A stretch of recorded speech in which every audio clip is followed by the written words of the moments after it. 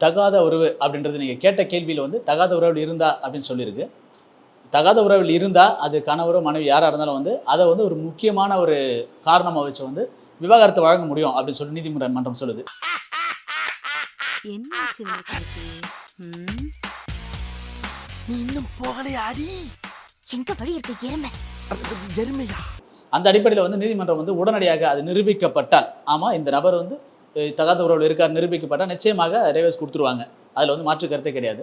ஆனால் அப்படி நிரூபிக்கப்படாத பட்சத்தில் இது தகாத உறவில் இருக்காங்க, அதனால் நான் வந்து ஜீவனாம்சம் கொடுக்க மாட்டேன் அப்படின்னு சொல்லி கணவர் தன்னுடைய வாதத்தை முன்வைக்கும் போது அது அந்த பொண்ணு மேலே வைக்கப்பட்ட பழியாக சொல்லப்படும். என்னடா இது? என்னம்மா இது? அவர்கள் மேல் வைக்கப்பட்ட ஒரு பழி சொல்லாது இருக்குமே தவிர அதுக்காக வந்து ஜீவனாம்சத்தை கட் பண்ணலாம், ஜீவனாம்சத்தை வந்து தவிர்க்கலாம் அப்படின்னு சொல்லிட்டு நீதிமன்றம் சொல்லாது. அதை வச்சு தவிர்க்கிறதுக்கான வாய்ப்பு கிடையாது. அதாவது நிரூபிக்காத வரை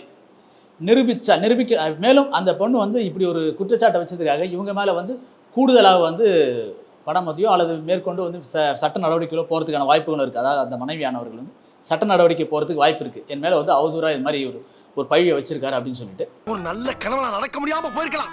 அதுக்காக அந்த கேப்ல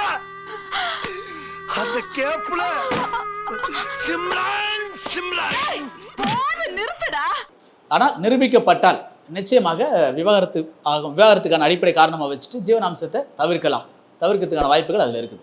நன்றி நண்பர்களே. ஐயா, உங்கள் கேள்விக்கான பதில் இப்போது பொருத்தமாக இருக்கும் அப்படின்னு நினைக்கிறேன். ஆனால் இது புதுசாக இருக்குண்ணே, புதுசாக